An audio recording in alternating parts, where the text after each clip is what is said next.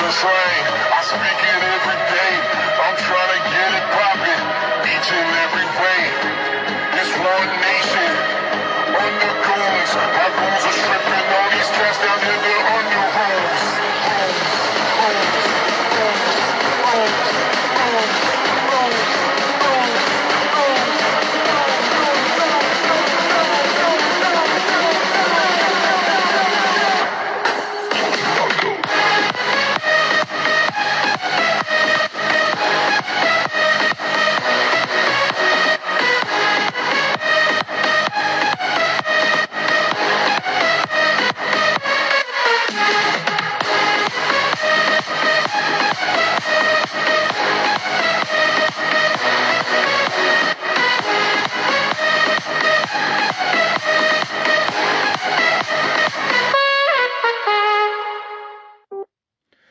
Good evening, ladies and gentlemen. Once again, as always, Miguel Magallon. And as always, President, Founder, CEO of Magallon Entertainment. Good evening, everyone. Good evening, ladies and gentlemen. Good evening to all of my subscribers across the country and around the motherfucking world. Ladies and gentlemen, welcome back to the podcast. Ladies and gentlemen, welcome back to another exclusive edition of another recession clip in the year 2022. Ladies and gentlemen, tonight I want to talk about more nationwide layoffs. Tonight I want to talk about what the fuck is going on at Amazon headquarters. Tonight, I want to talk about what's going on with this economy, not just in our country, but in countries around the world. Tonight, I want to talk about the Federal Reserve. Tonight, I want to talk about higher interest rates. Tonight, I want to talk about your motherfucking bank account. So, ladies and gentlemen, without further ado, when I'm about to teach you some shit, when I'm about to educate you on shit, when I'm about to drop knowledge in this motherfucker, you already know what time it is on the podcast. Ladies and gentlemen, get the pen and the pad, get the pen and the pad, get the pen and the motherfucking pad. And let us begin to learn. So, Amazon comes out, right? About a week or two ago, come out. And this isn't new news, right? It's not groundbreaking news. It's not breaking news. It's not some fucking ESPN, CNN type of fucking, oh my gosh, out of left field, da-na-na. What the fuck is going on here? Hot off the presser, hot off the wire. You know, this isn't some fucking, something that no one saw coming. To me, this was telegraphed months ago. To me, this is something that management at Amazon told us about probably 2, 3, almost 4 quarters ago. It's almost been a year now since they told us this was going to happen. But you guys know how it is, a company will come out on their earnings report and they'll talk to their investors during the investors call, and they'll tell investors that this is what we plan on doing this year, this is what we plan on doing this quarter, this is what we plan on doing next year, and this is what we plan on doing over the next 5 years. This is the long-term strategic plan. These are our short to intermediate goals, and this is what we plan to do in the next couple of weeks and months. And this is how we believe it'll benefit the company, and therefore this is how we believe it'll benefit the stock and the shareholders of that stock. And this is what we're going to try to execute at the highest level. So I want to say the entire news or the entire plan, right? The plan to lay off so many Amazon workers and Amazon employees across the country, that's been something that management's talking about for over a year now. But it's funny. The reason it's funny is because I feel like a lot of these companies have told us that all of these layoffs, all of these furloughs, all of these hour reductions, all of these, construction plans getting canceled, all of these projects getting canceled or defunded, right? Everyone, a year ago, 2 years ago, everyone wanted to defund the police. Now we're defunding the economy. Isn't that a bitch, right? Ain't that about a bitch? But, a lot of these companies, I feel, have been, messaging Wall Street about this for many quarters now. And I feel like a lot of these companies, particularly the ones with good long-term management, management teams and executive boards that really understand how to do long-term planning and long-term strategic thinking. I feel like a lot of these management teams and a lot of these CEOs, they've been telling us about these layoffs and these project cancellations and these, reduction in workforces. Like they've been talking about this on their earnings calls for months and months and months and months and months. And I feel like some of these companies, especially Amazon, they told us that this was going to happen a year ago. Literally a fucking year ago, they told us that this was going to happen. But that's why it's always funny. Like sometimes these companies are going to tell you what's going to happen and what they're going to do. And then when they actually do it, everyone wants to act surprised. Everyone wants to act like, oh my gosh, I can't believe they're doing this. Oh my gosh, why didn't they tell us? Oh my gosh, I can't believe it's going down this way. And it's like, bro, they fucking told us this about a year ago. But you want to know what it is? I'll tell you what it is, America. It's something I always talk about on the podcast. Everyone keeps trying to message me and email me and text me and call me and leave me voicemails at night. And everyone across the country and around the world wants to blow me up every motherfucking day of the week. And all you guys want to tell me the same thing. Oh, General, I didn't believe you in the summer that things were going to get this bad. I was one of the bulls. I thought you were being, you were exaggerating things and you were being, how do you say it? ¿Cómo se llama? Hyperbolic. And, you were making all these fucking statements about we're in a recession and things are going to get worse. And, the Fed's going to keep raising interest rates. And, bro, I was one of those bulls, man, that you always make fun of on your podcast because, I didn't believe it. I didn't want to believe you. Like, I thought things were slowing down in the summer, but, I didn't think things were as bad as you made them out to be. I didn't think things were as bad as you were saying they were. I didn't think that things were going to be as bad as you say they would be. And I didn't really think we were in a recession. I think we were in a slowdown or a, ¿cómo se llama? A fucking correction, a softening, I love that word, softening. It's like all the real estate agents kept trying to tell us real estate's just softening right now. Really? It feels like it's getting fucked in the ass today. I'm telling you. Oh man, so many real estate agents just refuse to listen and refuse to believe. They want to tell you everything's fucking rainbows and unicorn, but then when you look at their bank account, that shit look empty as fuck right now. I try to tell them, America. I try to tell these bitch ass bulls, but they didn't want to listen. They didn't want to believe me. They didn't want to believe the words coming out of their motherfucking mouth at the Federal Reserve. They told us for months and months and months and months and months and months, we're going to raise interest rates. We're going to raise interest rates. We're going to raise interest rates. And we're going to raise mortgage rates. We're going to raise mortgage rates. We're going to raise mortgage rates. And then what all the real estate agents say? Nah, it's not going to be that bad, bro. Nah, they don't got the balls to do it. They don't got the stones. They don't got the fucking cajones, bro. They ain't going to do shit, dog. They ain't going to do nothing. Want to know why? Because supply dynamics, Miguel. We don't got enough supply, bro. Limited supply. They could raise the interest rates all they want and the mortgage rates all they want. But ¿sabes qué? That don't change nothing, bro. Because we don't got no inventory. And pinche inventory. And everyone's talking about low inventory. Okay, maybe so. Don't change the fact that your bank account looking empty right now. My God, real estate agents are getting murdered. And I told you guys this on the podcast too, like 2 months ago now, a month ago? And what did I say?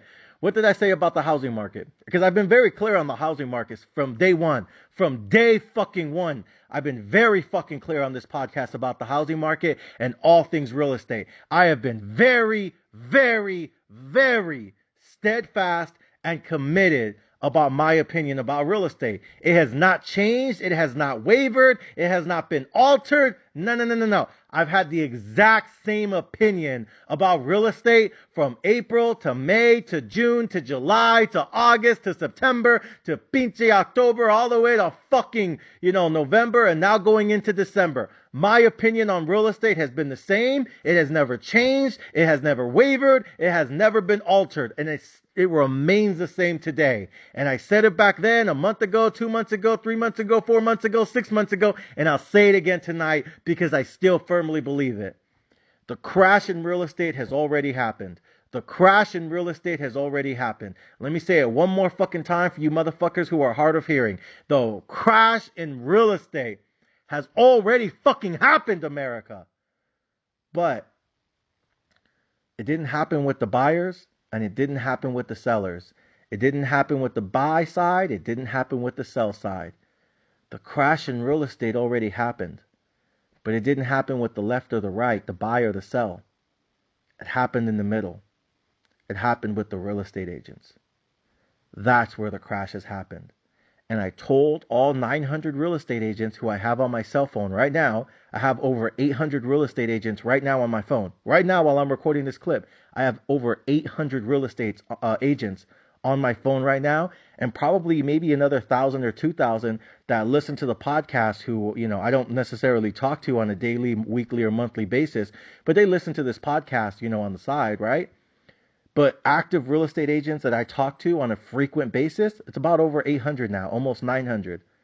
And I told all 900 real estate agents the exact same thing back in April, all the way to June, to July, to August, to September, to October, and now November and December, and going into January, which is when we're going to begin wave 5 of this recession, which I'm going to come out with that clip in the next 6 weeks. And that clip is going to be called Wave 5 of the Recession, The Gates of Hell.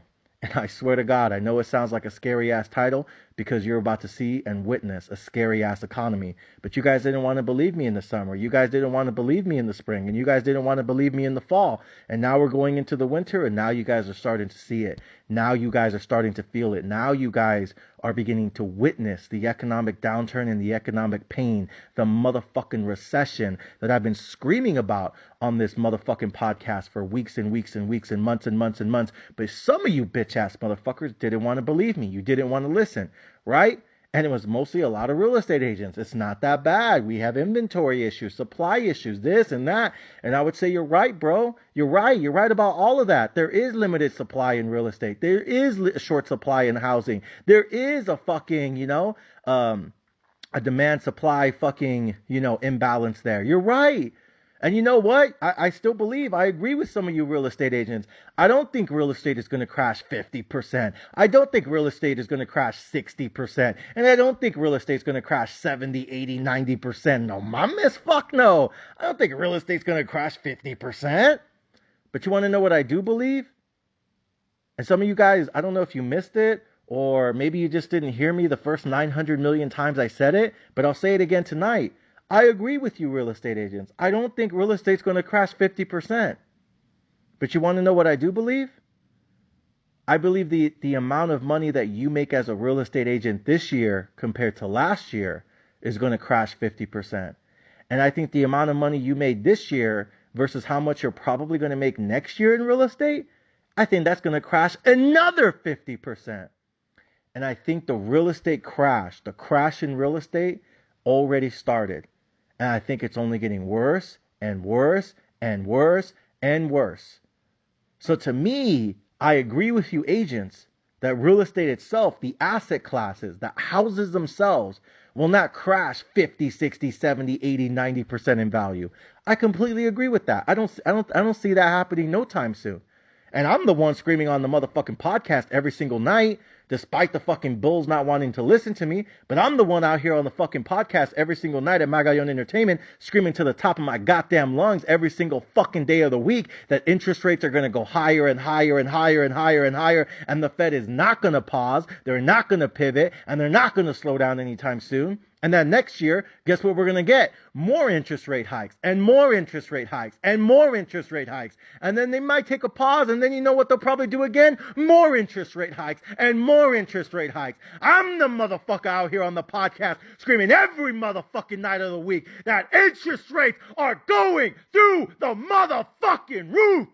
I'm that motherfucker. I'm the fucking mega bear. I'm the fucking guy screaming every fucking night in your ear that interest rates are going through the motherfucking roof. And I'm the one telling you also, I don't think real estate's going to crash 50%. I don't think real estate's going to crash 70%. I don't think real estate's going to crash 80, 90% because the real estate bulls are right.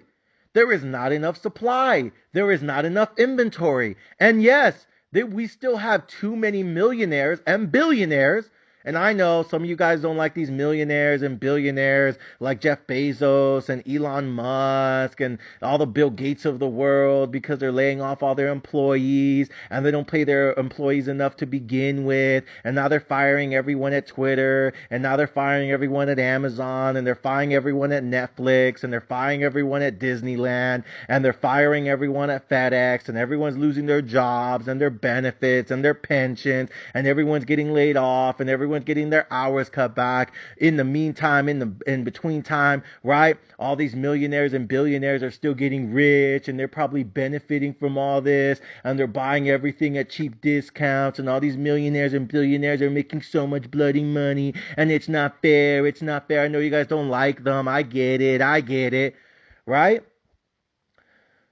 But at the same time, these motherfuckers know what time it is. They know eventually one day interest rates are going to come back down again. And you guys know my opinion on this.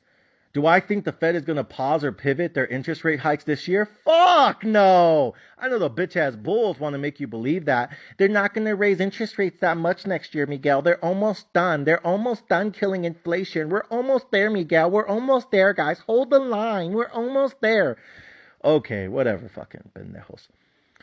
But eventually, either late 2023 or early 2024, eventually, one day in a time far, far away from now, a galaxy far, far away from now, eventually one day, they're going to stop raising interest rates because they're not going to raise them forever. Eventually, they will stop, and eventually, they will start to lower interest rates. Yes, that's all true. And I told you guys my opinion on this. My opinion is they're going to wait until late 2023, maybe early 2024. But why, Miguel? Why? General, can you explain why that's the perfect timing?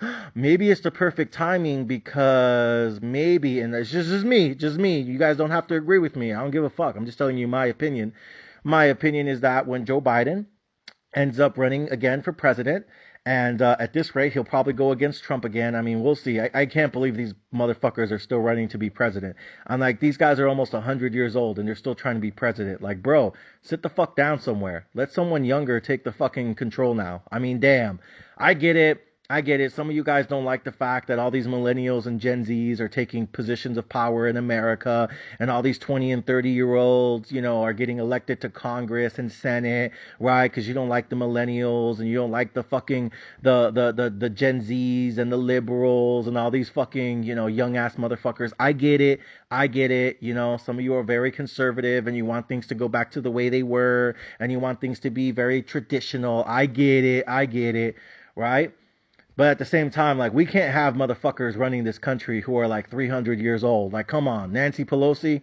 I mean, damn, it's about time you step the fuck down, But at the same time, Nancy wants to, sit down from Speaker of the House. But people like Joe Biden and Trump still want to be president. Like, bro, you're almost 1,000,000 years old. Do something else. Move on. Fuck. We can't have 100-year-old people running the country. You don't even know what day it is. What the fuck is wrong with you? Go do something else. Damn. So I get it. No one wants to vote for like a 30, 40-year-old president because you think he's too fucking left or he's too fucking woke or, you know what I mean? Like, get it, whatever. No one likes young people, right? Just like no one likes old people either. I get it. But at the same time, like, all right, maybe you shouldn't be, 25 or 23 and, running for Congress. Okay.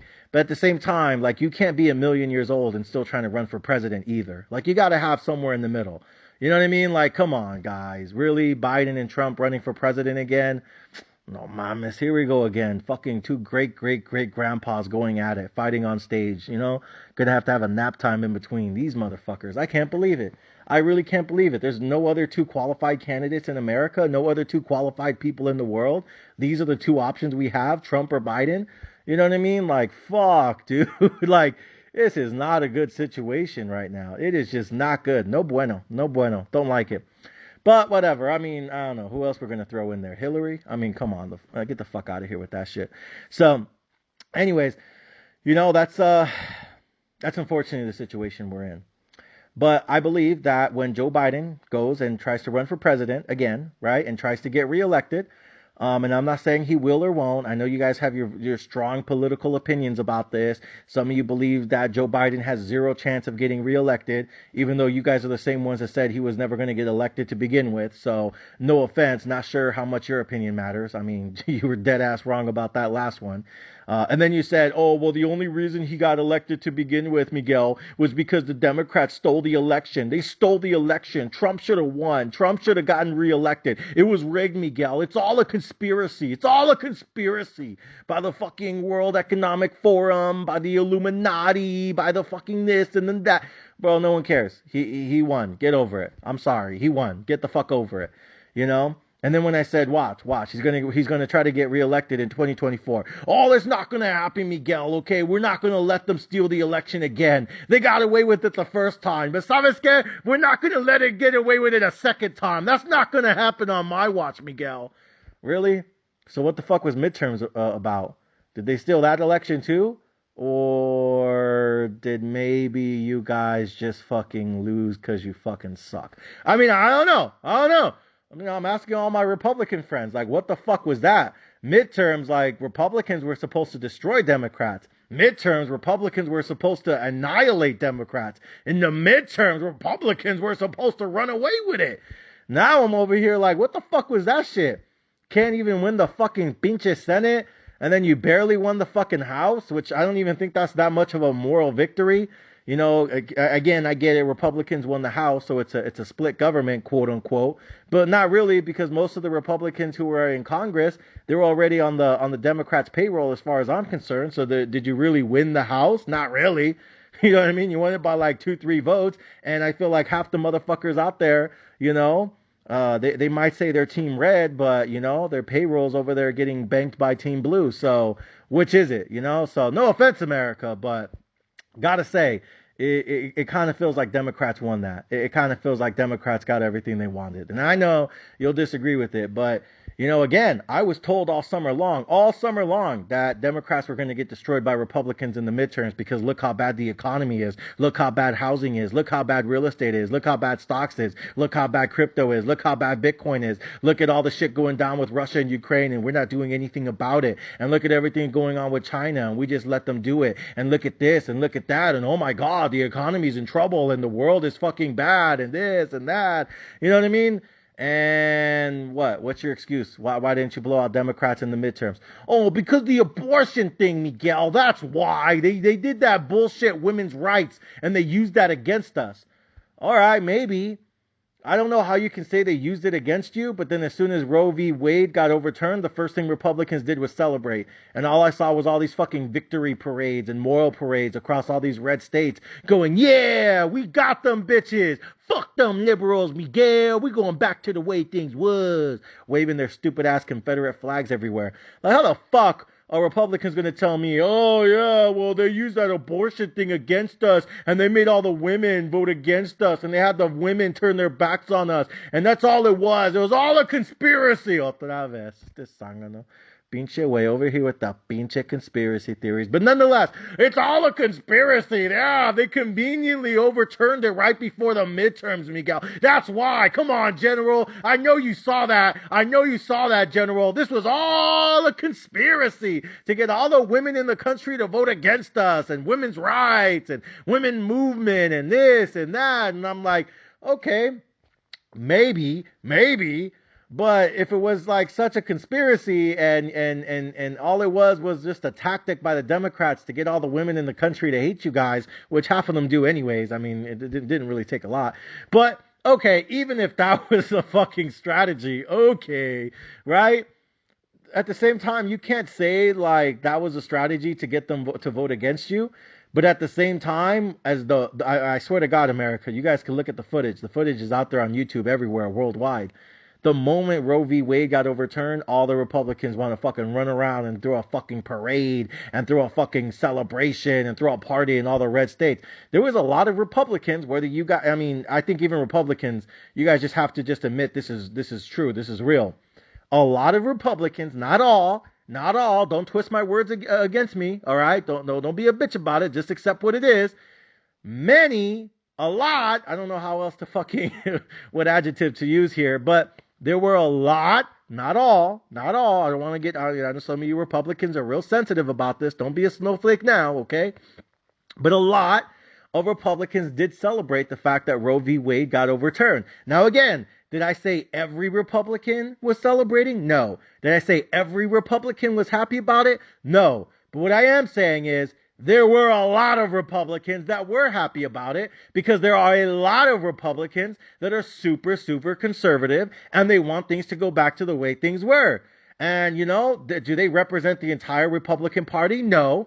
But do they represent a huge part of it? Yes. Okay? And you guys know who I'm talking about. These little fucking, KKK looking motherfuckers with their stupid ass Confederate flags, driving around, talking shit about liberals all the time, and talking about the way things were, and we need a revolution, and the South should have won. All that bullshit no one cares about. Get over it, bro. Fuck.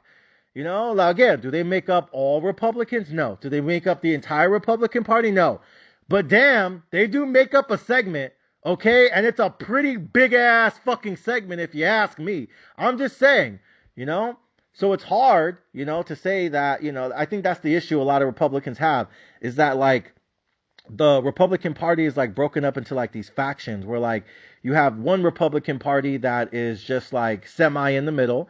You have another Republican Party that's like conservative, not like super conservative, but they like things like, the way they were, traditional, man and wife, kids, white picket fence, like a traditional conservative, so to speak, household.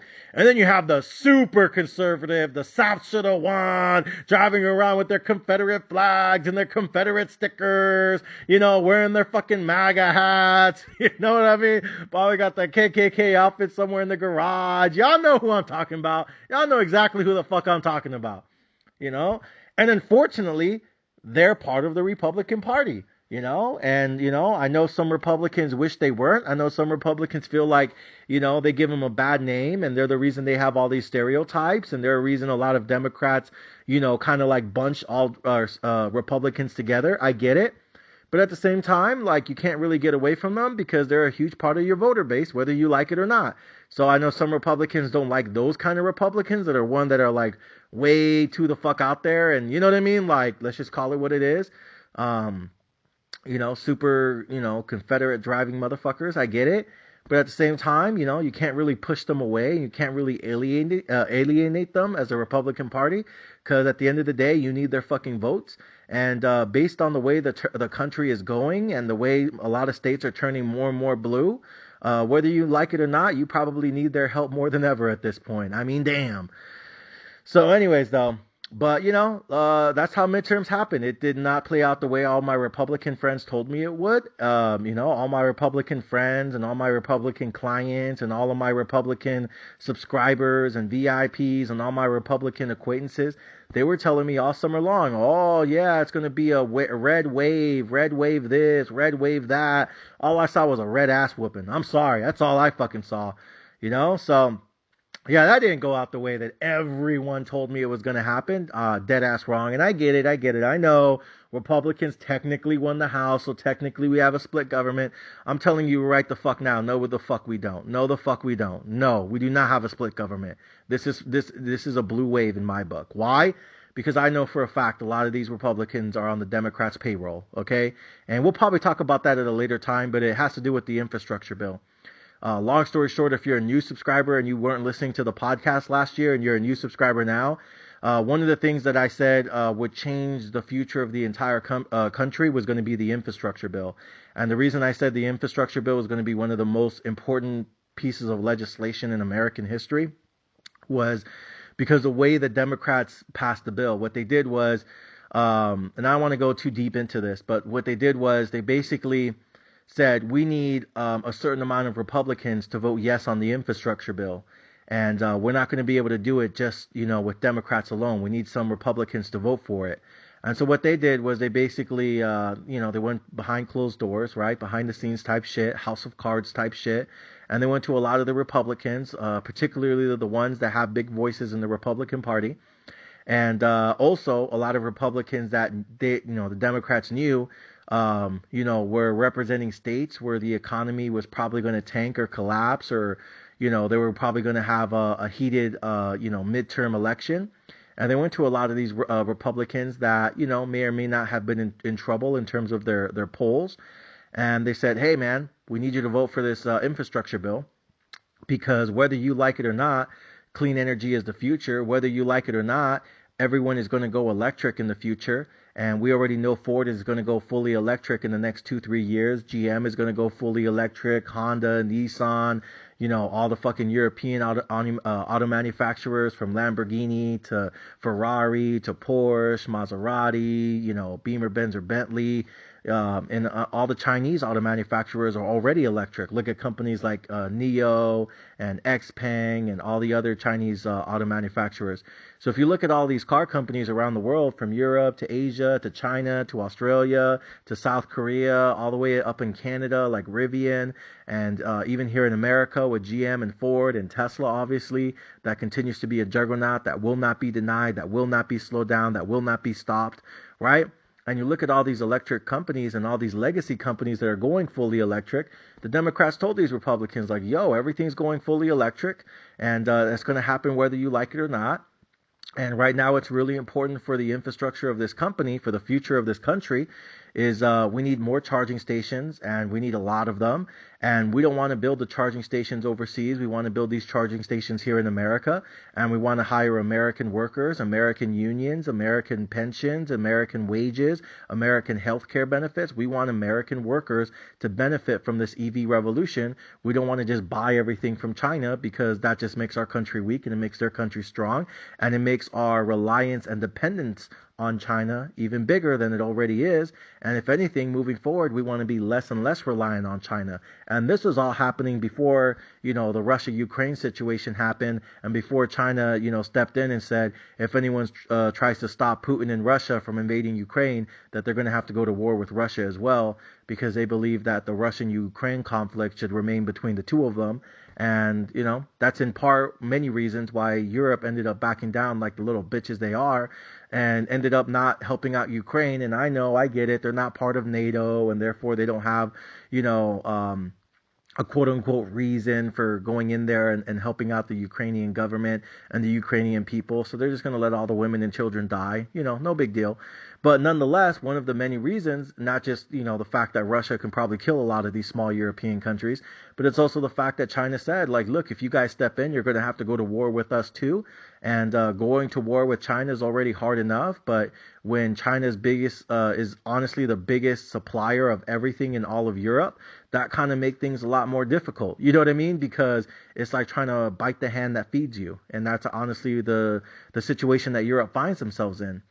So with all that being said, I think the American government, and this definitely, started during the Trump era, but even in the Biden administration, they're starting to expand on this more and more, because I think this is one of the things, a few things, not a lot, but this is one of the few things where I think the Trump administration and the Biden administration, and I think Republicans and Democrats both agree on. And that's that we need to have less dependency on China, and we need to be less reliant on China for everything. For manufacturing, for goods, for services, we need to have less and less dependency on China, because if things ever, pop off between us, especially if China ever tries to take Taiwan, which at this point it just feels inevitable. It feels like eventually, somewhere in the future, China is going to make a move on Taiwan, whether we like it or not. It feels like it almost feels inevitable. Like Taiwan's going to be up for grabs at some point. And I'll be honest, if this Russia invasion of Ukraine, if it had gone more smoothly and Russia had been able to take Ukraine a lot easier, and the Ukrainian government had already just fucking left the country and folded, and they weren't fighting back as much as they are, and Russia already took, full control of Ukraine, and, the Russian military didn't look like a bag of fucking trash and ass. If the Russian military actually looked like they're fucking trained and like they actually know how to fucking go to war with people, and not like a bunch of fucking high school fucking prep cheerleaders, like, you know what I mean? Like, honestly, let's just call it what it is. This entire invasion of Ukraine, the Russian military has looked like a bag of ass. The Russian military has looked like garbage. Straight fucking basura. I like, honestly, let's just call it what it is. Like, is anyone looking at the Russian military right now and going, oh my gosh, that's so scary. I can't believe they're like that. Oh my gosh, we should stay away from them, guys. Is anyone really scared of the Russian military right now? Fuck no. They're like a fucking bunch of fucking prepped star cheerleaders. Get the fuck out of here with that shit. Mas putas. So, I'm just calling it what it is. So, I think if the Russian military had gone in there and taken care of business and just fucking curb stomped the fuck out of all these Ukrainians, if that's how it had gone down and these motherfuckers went in there aggressive and ruthless and fucking violent and just fucking went in there and murdered everyone, then I think maybe, just maybe, China would have said, well, shit, if that's the type of shit you guys on, and you guys are some fucking real fucking killers and murderers and fucking beast mode ass motherfuckers, if this is the old Russia, the Soviet Union Russia, if this is the Russia that we fucking, from the old days, if those were the type of Russians that you guys have in your military, then shit, let's just take Taiwan right now. Who the fuck gonna stop us? Like if Russia's military actually just fucking, like if they were the Russian military that we thought they were, and they were fucking, like I said, aggressive and ruthless and violent, and they were on that fucking KGB shit, and they were just going in there and just fucking murking bitches. Like, if that's the fucking Russian military that, we had seen, and if they had gone in Ukraine and just killed everyone overnight, then yeah, I think it would have been a lot easier for China to say, you know what? Hey, back us on fucking Taiwan real quick. And, we're going to go in there and take these motherfuckers while we're at it. And, if the U.S. or Europe or anyone around the world tries to step up to us, make sure you got our back, just like we had your back when you guys invaded Ukraine, But unfortunately, or I shouldn't say unfortunately, but, the situation is, Russia went in there and they embarrassed themselves. They looked like straight fucking dog shit. Caca, basura. Like, honestly, it's been a global embarrassment how fucking weak and pathetic this Russian military looks. I mean, the Ukrainians are literally out there with fucking picks and shovels and they're fucking fighting you off. Like, you gotta be fucking kidding me. And I know they got a lot of military technology now and everyone's donating all these fucking weapons and all this artillery to them. But bro, you're supposed to be fucking the Soviet Union. You're supposed to be the motherfuckers that almost took over the world. You can't even take over one tiny little piece of European territory. Like, are you serious right now? Like, this shit it's embarrassing right now. Come on. But I shouldn't say that, a lot of people's lives are on, at stake here. But still, you know what I mean? Like, you would think the Russian military was, they were more squared away, and it's obvious that they're not, which is a good thing for America, and it's a good thing for Taiwan, because again, if that Russian military, if they were really still on that KGB shit, if they were really on that fucking Soviet Union shit, if they were really on that fucking, World War I, World War II shit, and they had, all this military fucking technology, and they had just been nuking these bitches, if I was Taiwan, I'd be real fucking worried. But instead, they look like a bag of fucking trash, like some old ass laundry. And now, the Russian military is like made up a bunch of fucking high school kids and college kids that they're fucking drafting left and right because everyone that was in the Russian military is pretty much trying to leave and they're trying to go over to Europe and claim asylum because they said they don't want to be part of the Russian military anymore. So now the Russian military, the people they are sending to Ukraine are fucking dying, and the other half is fucking trying to run away and retreat and surrender and try to claim asylum in Europe. And so now the Russian government has no choice but to fucking draft a bunch of high school kids and fucking college dropouts and be like, here's a rifle, bro. Get ready to go to war for Mother Russia. And they're like, no, I just want to go back to English class. Like, what the fuck? Like some of these kids in the Russian army right now, I swear to God, they're a bunch of high school and college dropouts, fucking, prep boy cheerleaders in the fucking chess club and math club. And now all of a sudden they're, driving a tank into Ukraine. And people are wondering why their military is not better trained. Because 2 weeks ago, the motherfucker was in art class. The fuck out of here. You know what I mean? What military training? They gave him a rifle 2 weeks ago. Now he's on the front lines of Ukraine. Get the fuck out of here. So now that's the situation we're in. Now the Taiwan government's looking at them bitches like, oh, Oh, that's who China has backing them up? Ah, shit. Y'all had me worried. I thought I had to be worried. I thought I was going to be scared for my life. Nah, that's the type of shit y'all on? Shit. Hey, China ain't going to do a goddamn thing. Better check your fucking ass back over there to China. Keep eating that Chinese food. Better sit the fuck down. Go to Panda Express or something. The fuck you want with me? So, so now Taiwan feels safer now because, the big dog that China was supposed to have, watching their back, now they look like a fucking chihuahua. Get the fuck out of here, I'm telling you. So, prep school chihuahua too. I mean, you know what I mean? The fuck out of here with this shit.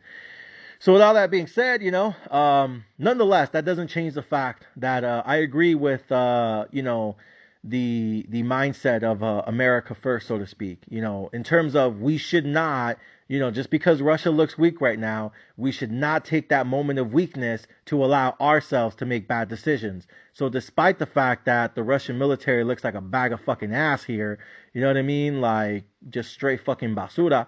Despite that, that shouldn't be a signal for us to let our guard down. We should continue to do what we're doing, which is continuing to not be dependent and so reliant on the Chinese government and the Chinese economy, especially when it comes to like manufacturing and equipment and things of that nature.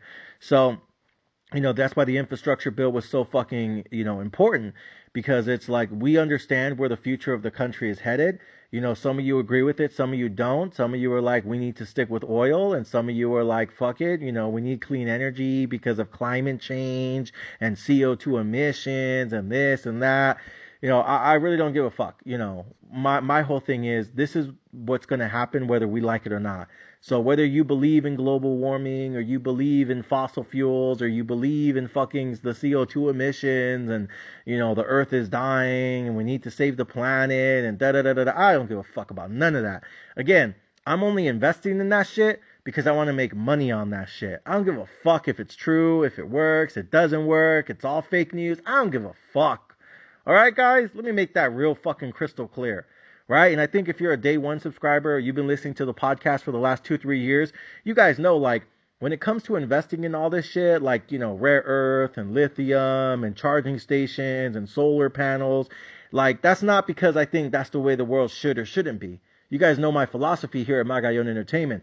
I'm not here to tell you the way the world should or shouldn't be. I'm here to tell you the way the world motherfucking is. And I'm here to tell you the way the world will fucking be and how you can make money in that world. So if you know the world is going to be eco-friendly, clean energy, reusable energy, all this other bullshit, if you know that's the way the world's going to be and that's the way the country's going to be, whether you like it or not, then the only decision you have to make is either sit at home broke as fuck complaining about it, or sit at home investing as fuck and making money on it, right?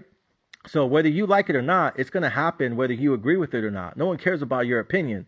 The only decision you have to be is, do you want to be fucking the guy that just sits at home complaining about it while he's broke, or the guy that just says, I don't give a fuck about it, but I'm rich? You know what I mean? So I'm choosing to be the second person, like I'm choosing just to not give a fuck about it because I know my opinion's not going to change anything. My opinion's not going to matter. You know what I mean? This is going to happen whether I like it or not, whether I agree with it or not. It's going to fucking happen. Everything will be clean energy. Everything will be reusable energy. Everything will be eco-fucking friendly, right? And that's just what's going to happen, right? So again, I can sit here and complain about it on the podcast every single night, or we can make money on it because at the end of the day, my loyalty isn't to either party. My loyalty is to my fucking bank account, because my bank account and my portfolio and, the money I make investing, that's how I provide a future for my family. That's how I provide a future for my future family. Because again, it's not just about personal wealth, it's about generational wealth. It's about passing down a family legacy, not family debt. And so I want to make sure my kids are set up for success, my grandkids are set up for success, and my great-grandkids are set up for success, and my great-great-great-grandkids are set up for success. I want to make sure that I make so much fucking money investing in things that are the inevitable future, that the future generations of my family will never have to work on their hands and knees a day in their fucking life because their dad, their granddad, their great granddad, their great great great great grandpappy was smart and he invested his money. He didn't spend it on stupid shit like blunts, hoes, and modelos.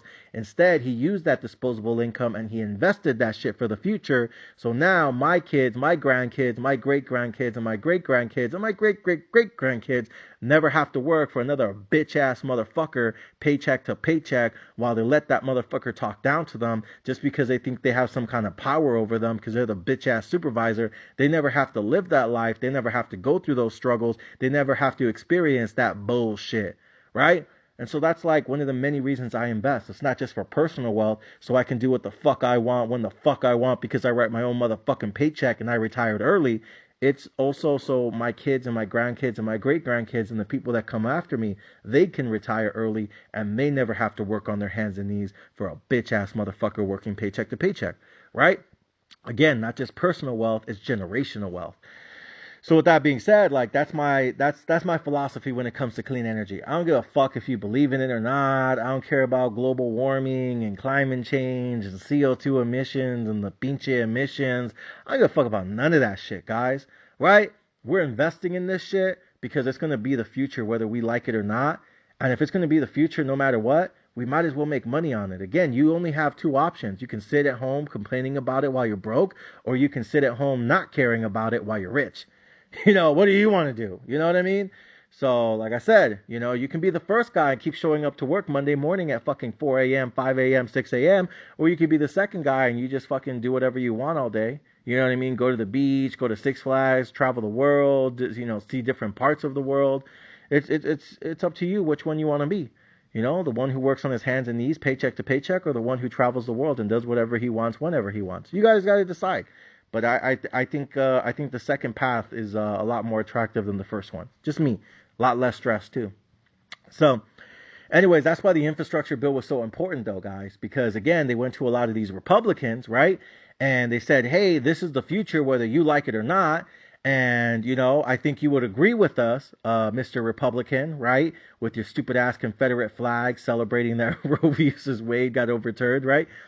But at the very least, like, you guys can agree with us that we can't just be building everything in China. We can't be sitting here like fucking dumbasses and just relying on the Chinese government and the Chinese economy and the Chinese politicians. We can't just continue to allow everything that we need in this country to get manufactured in China, because now we know, like, again, if this Russian invasion had been done, the way they had wanted it and the way they expected it to, we could find ourselves in a position in the next couple of years where we're probably going to war with China and Russia.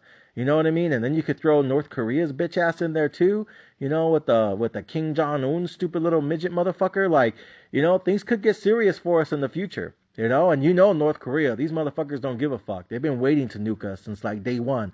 All they want to do is nuke America. So, and that's some serious shit right there. Especially for those of you guys who pay attention to like geopolitics. North Korea does not like us. That little Kang Jun, Kung Fu Panda, little fat ass fucking short motherfucker, like, we might not like him and he might be a fucking, off his fucking wagon wheel and shit. But it doesn't change the fact that North Korea does have a lot of nukes, and North Korea has been waiting to use those nukes on the United States for many, many years now. And North Korea does not like us. They don't fuck with us.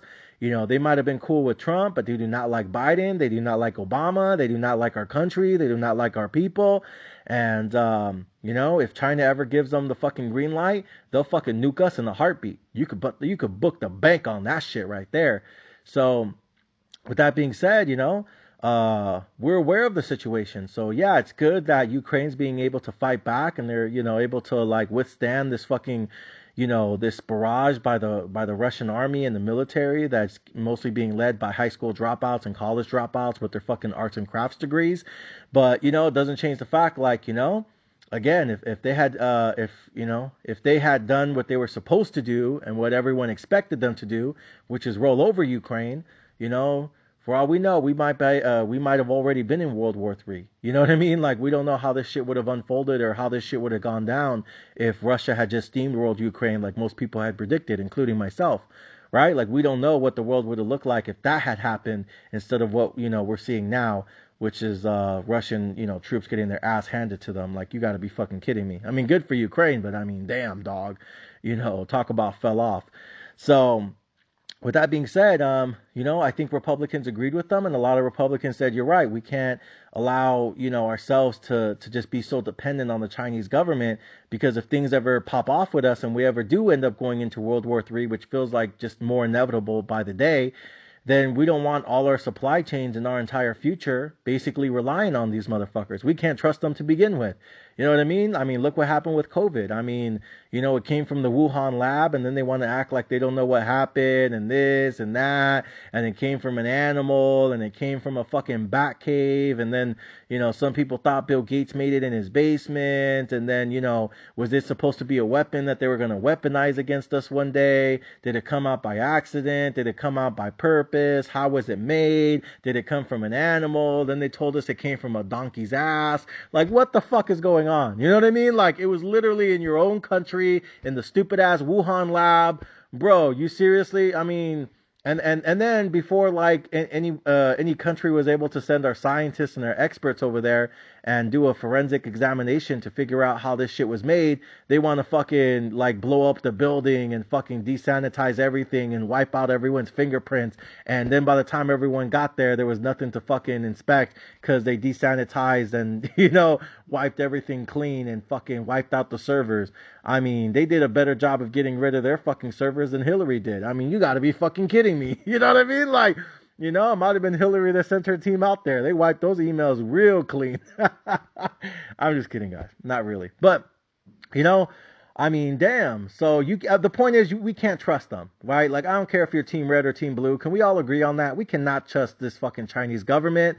And this is nothing on the Chinese people. You guys know I love me some Panda Express. Y'all know me. I'll get that fucking half and half with the orange chicken and the teriyaki chicken and the walnut shrimp with some of the steak and the string bean chicken and whoo, give me a couple egg rolls up in that motherfucker. Yup, with the red sauce and the soy sauce and the steak sauce. Yup. Give me a monster to go with that shit too. Whoo, sheesh. I'm talking about right there.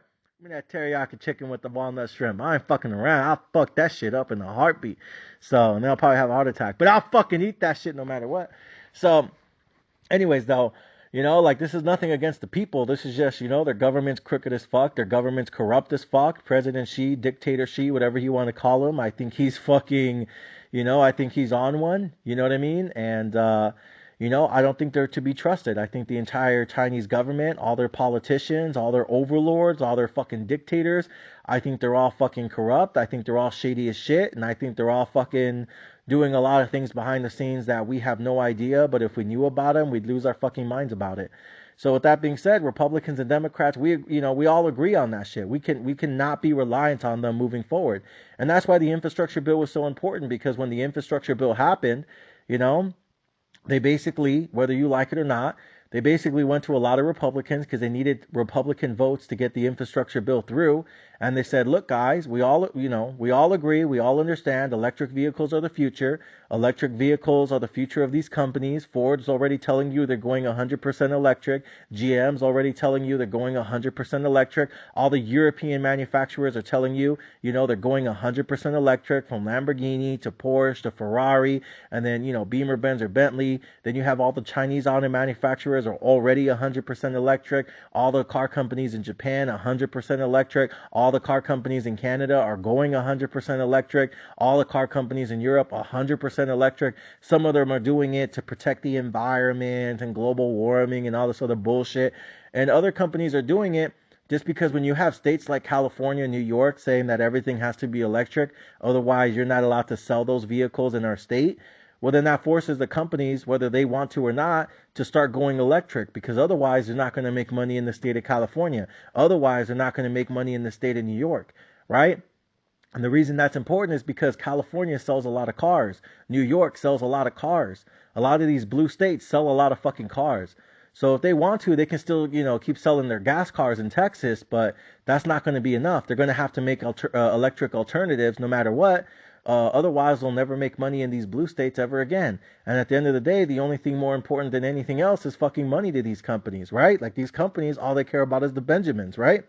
And the shareholders of those companies, people like me, all we care about is the stock price going up. But the stock price can't go up if these companies don't make money in California and New York. You guys see my point? So, now it's evident. It's obvious. All these companies are going 100% EV. And so we need charging stations, we need infrastructure, we need better supply chain management, we need lithium, we need rare earth, we need microchips, we need nickel, cobalt, silver. We need all these things to make the batteries, to build the batteries, to program the batteries, to install the batteries, and then eventually to recycle the batteries, ABML, ABML. Like, we need these things, right? So we need all the supplies, we need all the fucking infrastructure, we need the fucking auto manufacturers, we need all this shit. And, the most important thing is that we can do this without having to buy everything from China. We can do this, but the most important thing is we don't get everything from China. And we can do this without fucking ever relying on China. And so a lot of Republicans agreed. So all the Democrats had to do was, once they got all the Republicans on board, that, we have to do this, but we have to prioritize it America first. So if we're going to buy rare earth, we should buy it from American companies. If we're going to buy lithium, we should buy it from American lithium miners. If we're going to buy cobalt, nickel, silver, microchips, this, that, whatever it is that we fucking need, from charging stations to this to that, we should either manufacture it here in America or we should mine it here in America. But it has to be from America, using American workers, American pensions, American wages, American salaries, American employees, right? And, preferably unionized, because you know how the Joe Biden administration is about unions. They love unions. That's why Joe Biden doesn't like Elon Musk and he doesn't fuck with Tesla, because Tesla doesn't have unions. And, and Ford does. So, with that being said, if you can get all these, mines operational and all these charging station factories and manufacturing facilities and assembly lines, if you can do all of this, not only using American workers, American employees, American wages, American salaries, American pensions, you can do all of that, and these motherfuckers be unionized, no mames, that's a motherfucking win-win for Team Blue right there. So all they had to do was go to the Republicans and be like, bro, this is the future, whether you like it or not. This is going to happen whether you agree with it or you don't. And this is the future of the country. This is the future of the world. And this is the future of all things. It has to be electric. It has to be clean energy. It has to be EV. Has to be, zero carbon emissions and all this other bullshit, right? And they said, look, the only thing you have to decide is if we're going to build these charging stations in your state, if we're going to mine this lithium in your state, if we're going to mine this rare earth in your state, if you say yes to this infrastructure bill, we'll make sure that you get a charging station, manufacturing facility. We'll make sure that we'll build some of these jobs and some of these factories in your state, a red state.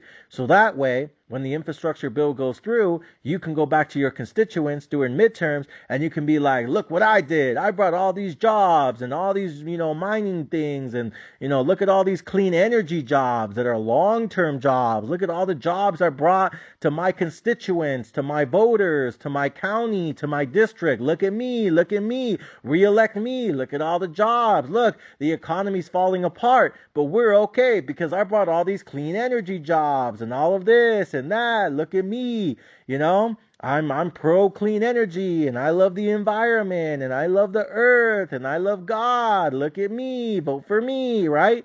And a lot of Republicans said, yeah. Now, not all of them did, because they felt that the infrastructure bill was too big and it was going to cost too much money, and the more money it costs, the more inflation is going to run wild. So there was a lot of Republicans that said, fuck no, this is not good for the country because it's just too much money and you're going to make inflation get worse than it already is.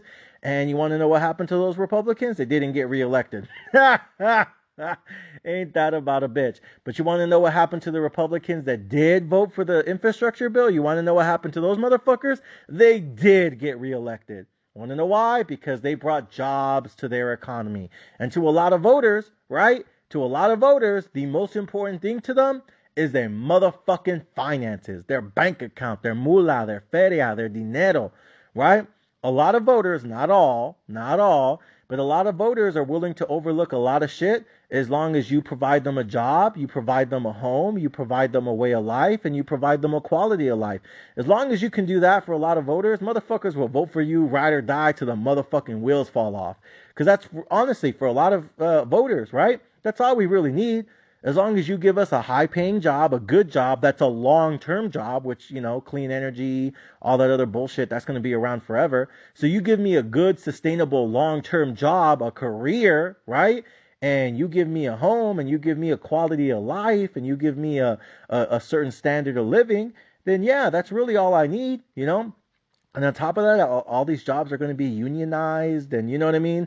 Which means they're going to come with like a pension and a 401k and a retirement plan, and it's going to offer their family, healthcare and dental. Sheesh, no, like what else do you need? You know what I mean? You're going to pay me over $100,000 a year, and you're going to give me healthcare and dental? No mames, where I sign up for that shit. Shit, I'm ready right now. SpongeBob shit. I'm ready. I'm ready. I'm ready. You know what I mean? So a lot of voters like, yo, if you can, you can provide more jobs. By the way, what happens when you bring more jobs to an economy? What happens to the real estate market? It goes up. So a lot of these Republicans were like, shit, well, if the Fed's going to raise interest rates through the motherfucking roof next year and send our country into a motherfucking recession, like Magallon Entertainment's been telling you guys about for months and months and months and months and months and months, despite the fact all the bulls told you it was going to be rainbows and unicorns and everything fine, it's not going to be that bad, Miguel. All right, whatever. Look at your bank account now, bitches. But anyways, a lot of these Republicans said, well, if the Fed's going to fucking take interest rates through the motherfucking roof next year, then that means a lot of jobs are going to get cut. It means a lot of layoffs are going to happen. It means mortgage rates are going to go higher. It means real estate is going to collapse. And it's going to be really bad for the national economy.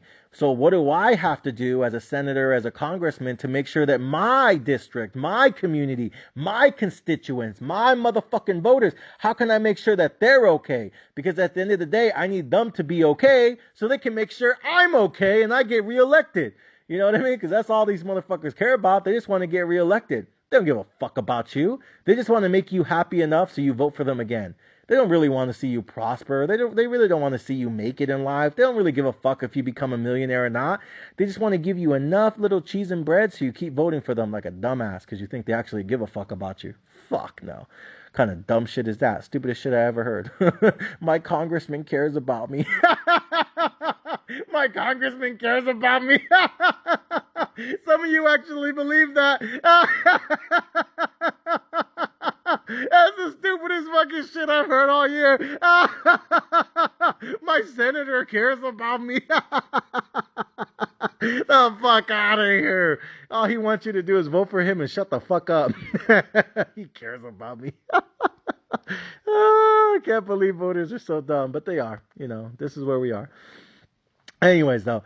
So, yeah, so a lot of these Republicans, in Congress and Senate said, yeah, I'll vote for the infrastructure bill, but I want you to build all these factories and those assembly plants. That's why when you look at companies like EVgo and Proterra and ChargePoint and a lot of these charging station companies and rare earth companies and lithium companies and cobalt companies and these battery, like the companies that they get like all the rare earth and lithium and cobalt and nickel, and then they assemble the batteries, the electric vehicle batteries, and then once they're done assembling the electric vehicle batteries, they sell it to the auto manufacturer like Ford and GM. All of those companies, where are the manufacturing facilities? Where are the assembly facilities, the assembly lines, the assembly plants, the assembly workers? Where are they located now? Red state, red state, red state, red state, red state. But why? These are all blue companies, right? Why are they located in red states? Because that was the deal. We'll save your district. We'll save your economy. We'll save your constituents, but you got to vote yes for the bill. And now, ever since then, a lot of these Republicans, whether you want to fucking just, admit it or not, they're basically on the Democrats' payroll because these companies don't have to stay there forever. So a lot of these companies, they can relocate their fucking businesses and relocate their factories just like Tesla moved from California to Texas, right? A lot of these companies can like relocate their fucking, their businesses and go to a blue state if they want, but they'll stay in the red state for two reasons. One, because Republicans are going to give them all the support in the world because they need those jobs to stay there because those are union jobs, those are long-term jobs. And if those jobs ever leave their red states, you want to know what else is going to leave? That real estate market. That's what.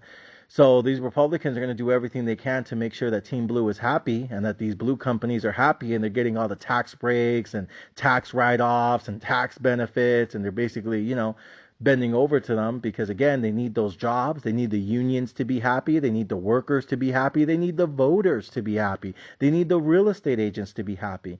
But in order for those things to stay the way they are, Democrats have a lot of these Republicans by the fucking, by the huevos. They got them by the fucking balls, ladies and gentlemen. And so they're going to vote whatever, Democrats want for many years to come because they need those jobs to stay there so they can keep getting reelected over and over and over again. And then every time they run for reelection, they go up to the fucking podium and say, yeah, look at everything I did, guys. It's because of me that these jobs are staying. It's because of me that the unions are, more powerful than ever. It's because of me that the real estate market is still strong despite what's going on with mortgage rates. It's all because of me, guys. And then, there's always that dumbass voter. I know, huh? He's a good senator. He's a good, ¿sabes qué? I didn't like him. ¿Sabes qué? He's a good senator. I'm like, okay, bro. So anyways, though, with that being said, that's how this whole thing plays out. And so now we get into 2023, 2024. I believe that eventually, interest rates will start to come down again. And, Joe Biden will run for president again versus Trump's dumbass probably, or DeSantis or Haley or some other dumb fuck that I really don't care about either. And, we'll see a bunch of 100-year-old people running for president. And I think when this happens, the Fed, coincidentally, wink, wink, coincidentally, interest rates are going to come back down by then, either because we're in a full-blown recession and they need to lower interest rates to stimulate the economy, or because they are successfully, able to, pull off a fucking miracle of a generation and have a soft landing. Yeah, it looks like a soft landing right now, doesn't it, America?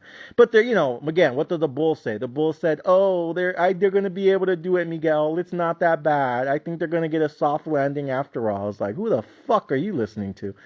But anyways, so one of two things happening. They're either going to get the fucking, pull the rabbit out their ass and get the soft landing, or they're going to send us into a full-blown recession, which I think, again, the average American is already in a full-blown recession. And I've been telling you guys that for months, even though some of you guys didn't want to listen to me. Now you're waking the fuck up because now all of a sudden your personal finances are getting impacted.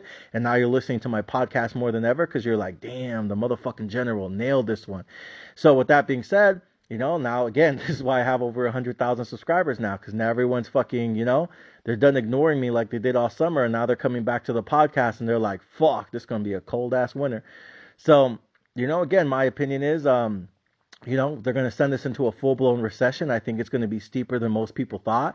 I think it's going to be hell on earth. I think it's going to be hell on the economy, and I think it's going to be nothing but death and fucking destruction across multiple sectors of this economy. Because again, when an economy goes into a recession, not every industry is impacted the same. Not every sector is impacted the same. Some are always impacted more than others. So a great example is look at housing versus cybersecurity, as that's probably one of the greatest examples I can give you. Housing is absolutely going to get murdered in a higher interest rate environment, higher mortgage rate environment. And again, it's not necessarily just the homes, like the buyers and sellers. It's the real estate agents that are, no longer able to afford to stay a real estate agent. And now you're seeing a lot of real estate agents, those same babosos that told me everything's going to be okay and it's going to be a soft landing and it's not going to be that bad and it's just a softening, Miguel. It's just a softening. Yeah, those same fucking sanganos, now they're over there working at McDonald's and Foot Locker and fucking Subway and Burger King. Yeah. I think real estate agents will continue to get destroyed. I think real estate agents will continue to get annihilated. And I think real estate agents will continue to leave the real estate industry because they're not going to make as much money doing it. Again, I look at how much money real estate agents made in 2021 versus how much real estate agents are going to make in 2022.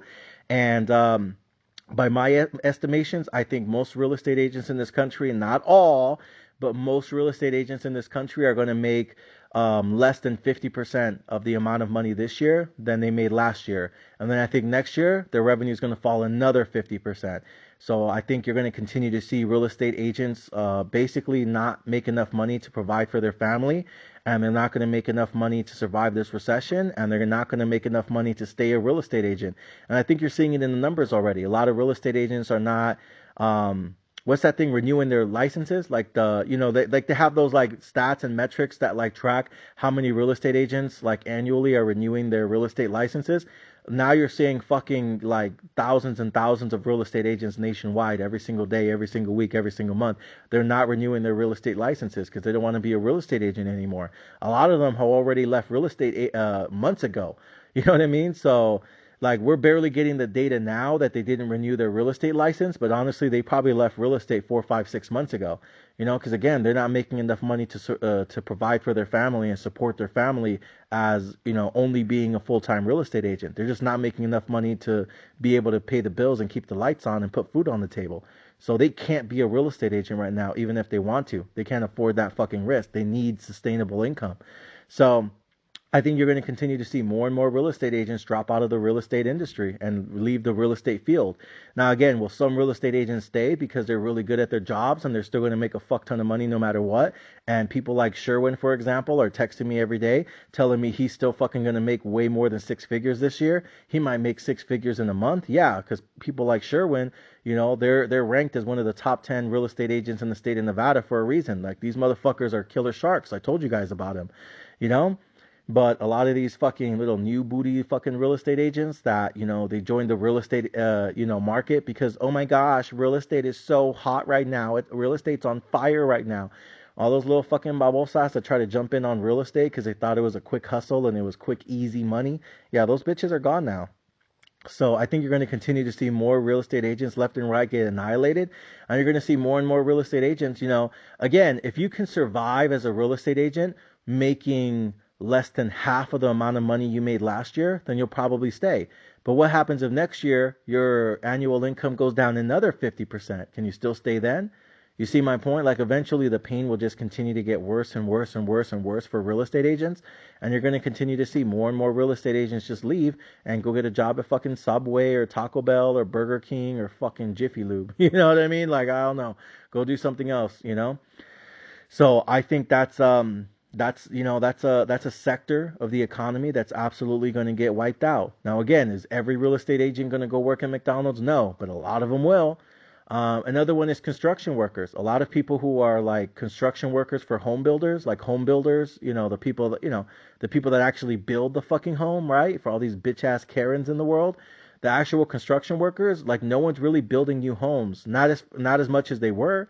Right? So you're seeing a lot of like housing projects and housing, buildings getting canceled, and a lot of housing companies, a lot of these home builders like, KB Homes and Toll Brothers and things like that, they're canceling all their projects. They're canceling a lot of their fucking their future projects. They're canceling a lot of the fucking communities that they were supposed to be building because the demand for new homes has absolutely fallen off a cliff and it's gone all the way into the depths of fucking hell. There is no demand for new constructions relative to what it used to be. So demand for newly constructed homes has absolutely fallen off a fucking cliff and absolutely crashed. So now a lot of these home builders just aren't building, any homes. You know what I mean? Maybe a few here and a few there, but for the most part, a lot of these home builders are just not building anything right now. So who's going to get impacted the most? Guess what? It's the fucking actual the workers, the construction workers. It's going to be like people like Jose and Edgar and Raul and fucking, you know what I mean? Like, it's going to be people like that. Let's just call it what it is. A lot of the the home builders are honestly a lot of Mexicans. It's a lot of people from minority communities. And I think a lot of those people, and a lot of them, are family members of mine. So I don't want to talk too much shit. But, a lot of these people just aren't going to find any work. They're not going to be able to make as much money as they made last year. And then next year is probably going to be even worse for them. So now a lot of these construction workers and home builders, they're trying to find work doing something else in this economy. So I think something like the housing market and the housing industry, again, not the buyers or sellers, but the actual like people who are building homes and the people who are trying to sell the homes, I think that's where the crash has already happened. I think that's where the massacre was. I think that's where the bloodbath still is. But then you look at something else in the economy. Look at a sector like cybersecurity. I think cybersecurity is going to be perfectly fine. And I think most cybersecurity companies, despite the fact that their stocks are down, and by the way, the only reason cybersecurity stocks are down right now is because Bob is selling cybersecurity stocks like a dumbass and he's buying shit like bonds. Because, oh my gosh, the bond is paying out 5% now. Oh my gosh, look at all these bonds paying out 5, 6, 7, 8%. Oh my gosh. Right? So all these fucking pinche Bobs out here on Wall Street are dumping all the cybersecurity stocks, dumping all stocks, honestly. And they're putting all their monies in fucking bonds and they're going back to a traditional 60-40 portfolio. which is good, I guess. You know what I mean? Because again, the standard for most mutual fund managers and index fund managers and 401k managers, a lot of these bitches, like, what's their goal? Their goal is to get like 5, 6, 7% a year.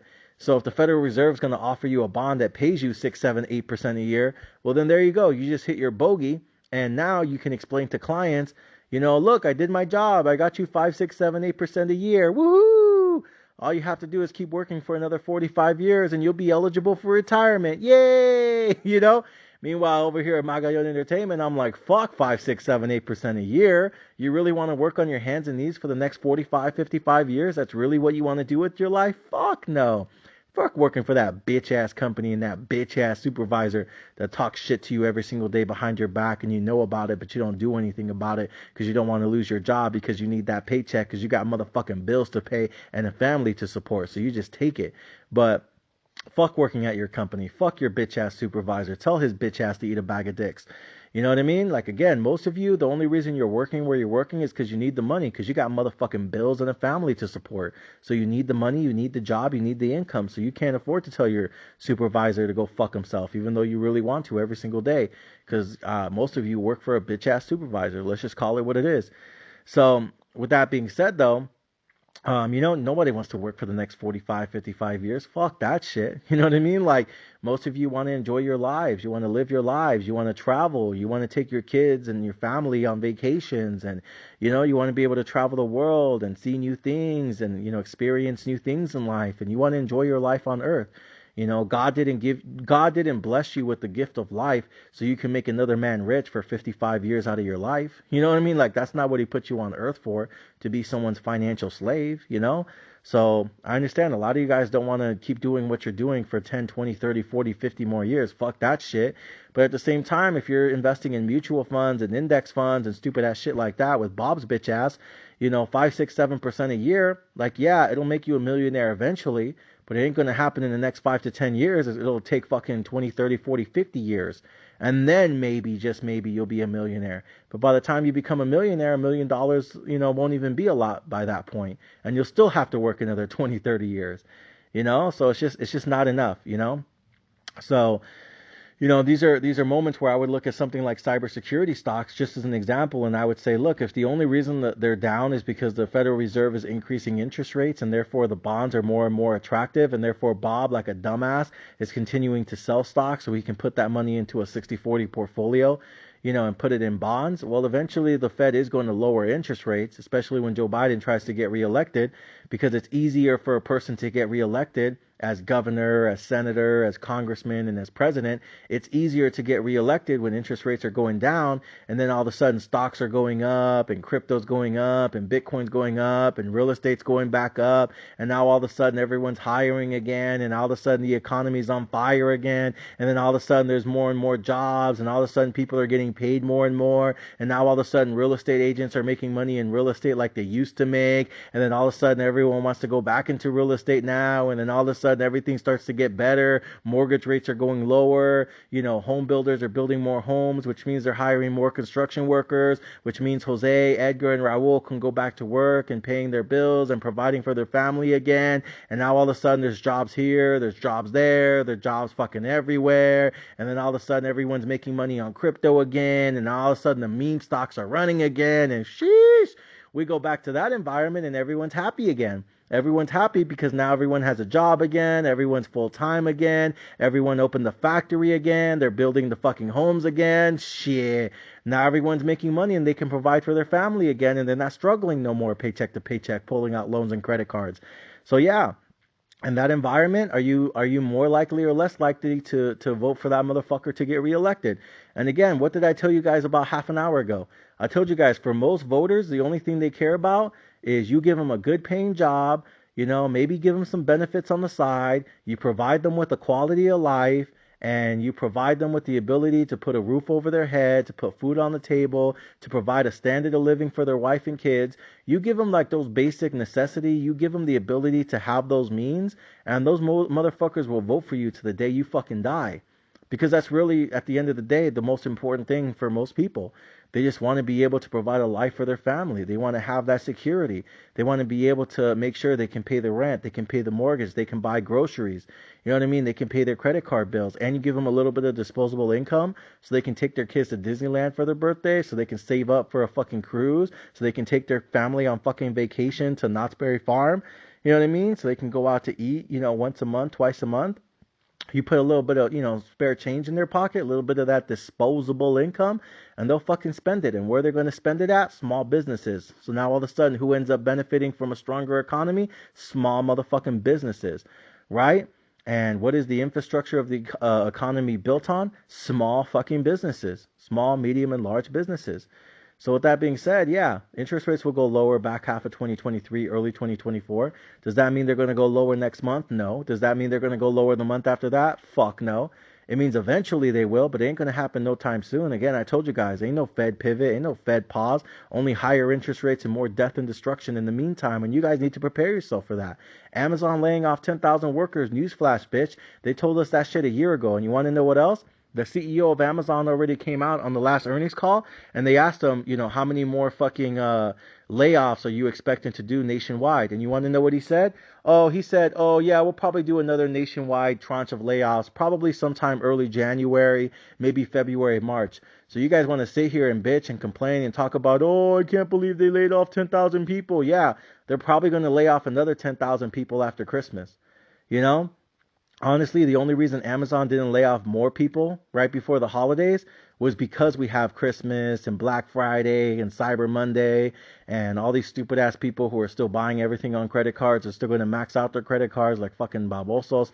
But you got to do it for the gram. You got to do it because the kids deserve it and I deserve it, and it's been a hard year for us. And everyone tries to find different ways to fucking validate spending money on shit they don't need, but they'll do it. And then after the Christmas season is over, after all the holiday spending is over, what's going to happen? We're going to go into the beginning of the new year, and Amazon's going to lay off probably another 10 to 15,000 workers. Because again, if it wasn't for Black Friday and Amazon Prime Day and fucking Christmas shopping, if it wasn't for all these holidays, they'd be laying off even more fucking drivers right now. But think about it. We're going into the shopping season, the holiday season, the fucking Christmas season, and they're laying off 10,000 workers before that? What does that tell you? That tells you that demand has already fallen off a cliff, and they don't think that many people are going to buy that much shit for Christmas. They think it's going to be a cold-ass Christmas. They think it's going to be a cold-ass winter. They think it's going to be a deep-ass recession. So despite the fact that we're approaching the holiday season, they still laid off 10,000 Amazon workers. What do you think is going to happen after Christmas? I think it'll probably be another 10 to 15,000. And if Amazon's laying off people, what do you think that says about the rest of the economy? You don't think Macy's is going to lay off anyone? You don't think Foot Locker is going to lay off anyone? You don't think Subway is going to lay off anyone? You don't think Burger King's bitch ass going to lay off anyone? You know what I mean? So, and that's what's going to make it hard, because people are, they're leaving industries like real estate and construction, and they're trying to get jobs at McDonald's and Foot Locker and Burger King and Subway. And then what happens next year when those companies start laying people off? You know what I mean? Like, this is how, wave 4 of a recession goes into wave 5 of a recession. This is when a category 4 tornado turns into a category 5 tornado. This is when a fucking hurricane becomes a motherfucking tsunami. This is when we go into the gates of fucking hell in this recession. And I've been talking about it for months and months and months, but some of you bitch ass motherfuckers didn't believe me. But do you believe me now? Do you hear me now? Do you feel me now? Do you see what the fuck I was warning you about now? Because now you're witnessing the fucking death and destruction. Now you're witnessing the murder. Now you're witnessing the pain. Now you're fucking witnessing the chaos. And I got news for you guys. Ladies and gentlemen, listen to me here. Listen to me right the fuck now before I end this clip. Ladies and gentlemen, for the love of fucking God, I mean this with every fucking bone in my body. I really, genuinely, authentically, I really, really fucking do. You have to stop spending money on stupid shit. For the love of God, America, please. I don't know why I have to do this, but apparently I have to do it. Otherwise, you guys won't listen and you guys won't do it. So please, please, I have to ask you, please, stop spending your money on stupid shit. Because even if you manage to keep your job, even if you manage to save your income, it doesn't mean your mom will, doesn't mean your dad will, doesn't mean your brother will, doesn't mean your sister will, doesn't mean your son will, doesn't mean your daughter will, doesn't mean your wife will. Just because you survive a recession, just because you keep your job, and just because you salvage your income, doesn't mean everyone in your family will. And that's the thing about recessions, is it doesn't have to hit you specifically for it to destroy everything you ever had. All it has to do is come for your mom. All it has to do is come for your dad. All it has to do is come for your fucking family. And the moment your family starts to go down in this recession is the moment you have to go in there and back them up. Because that's one thing we do know about Americans, is we will ride with our motherfucking family till the motherfucking wheels fall off. Because you're not going to let your mom go into a homeless shelter. You're not going to let your brothers and sisters starve. You're not going to let your sons and daughters fucking struggle. You're not going to let people in your life lose everything they have, especially if you have the ability to do something about it. So let me say it one last fucking time. Please, America, please, stop spending money on your stupid ass shit. Because very soon, in the very near future, someone you love, someone you care about, someone who means a lot to you in your life, is about to lose everything they've ever worked for in their life. And when that happens, you're going to be the only one there that can go and help them and go and rescue them. Ladies and gentlemen, this recession is not over. It is just fucking beginning. We are nowhere near a pause. We are nowhere near a pivot. The recession isn't even at the halfway point yet. Let me say that one last fucking time.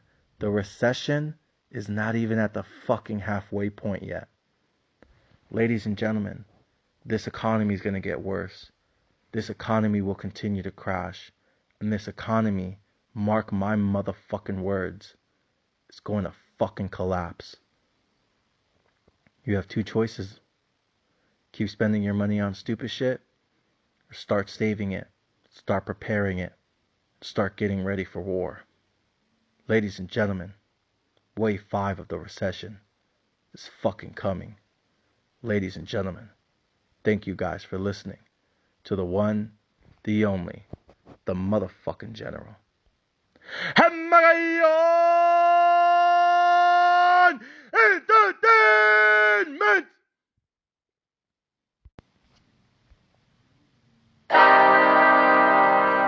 You good, T-Minus? Niggas been counting me out, I'm counting my bullets, I'm loading my clips, I'm writing down names, I'm making a list, I'm checking it twice and I'm getting them hit. The real ones been dying, the fake ones is lit, the game is off balance, I'm back on my shit. The Bentley is dirty, my sneakers is dirty, but that's how I like it, you all on my dick, I'm all in my bag, as hard as it get. I do not throw powder, I might take a sip, I might hit the blunt, but I'm liable to trip. I ain't popping no pill, but you do as you wish. I roll with some fiends, I love them to death, I got a few mil, but not all of them rich. What good is the bread if my niggas is broke? What good is first class if my niggas can't sit? That's my next mission, that's why I can't quit. Just like LeBron, get my niggas more chips. Just put the rollie right back on my wrist. This watch came from Drizzy, he gave me a gift. Back when the rap game was praying like this. They act like two legends cannot coexist. But I never beef with a nigga for nothing. If I smoke a rapper, it's gonna be legit. It won't be for clout, it won't be for fame. It won't be cause my shit ain't selling the same. It won't be to sell you my latest little sneakers. It won't be cause some niggas slid in my lane. Everything grows, it's destined to change. I love you little niggas, I'm glad that you came. I hope that you scrape every dollar you came. I hope you know money won't erase the pain. To the OGs, I'm thanking you now. Was watching you when you was paving the ground. I copied your cadence, I mirrored your style. I studied the greats, I'm the greatest right now. Fuck if you feel me, you ain't got a choice. I ain't do no promo, still made all that noise. The shit gon' be different, I set my intentions. I promise to slap all that hate out your voice. Niggas been counting me out, I'm counting my bullets, I'm loading my clips, I'm writing down names, I'm making a list, I'm checking it twice and I'm getting them hit. The real ones been dying, the fake ones is lit, the game is off balance, I'm back on my shit. The Bentley is dirty, my sneakers is dirty, but that's how I like it, you all on my dick. I just poured something in my cup, I've been wanting something I can feel. Promise I am never letting up. Money in your palm don't make you rich. Put it on their neck, I got them stuck. I'ma give them something they can feel. If it ain't about the squad, don't give a fuck. Pistol in your hand, I'm dead in the middle of two generations. I'm little bro and big bro all at once. Just left the lab with young 21 Savage. I'm about to go on me jigger for lunch. Had a long talk with a young nigga Kodak. Reminded me of young niggas from Phil. Straight out the project, no faking, just honest. I wish that he had more guidance for real. Too many niggas in cycle of jail, spending their birthdays inside of a cell. We coming from a long bloodline of trauma. We raised by our mamas, Lord, we gotta heal. We hurting our sisters, the babies as well. We killing our brothers, they poison the well. Distorted self-image, we settle to fail. I'ma make sure that the real gon' prevail, nigga. I just poured something in my cup. I've been wanting something I can feel. Promise I am never letting up. Money in your palm don't make you real. Put it on their neck, I got 'em stuck. I'ma give 'em something they can feel. If it ain't about the swat, don't give a fuck. Pistol in your hand don't make you real.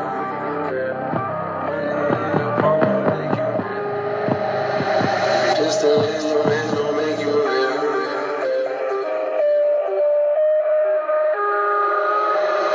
Money in your palm don't make you real.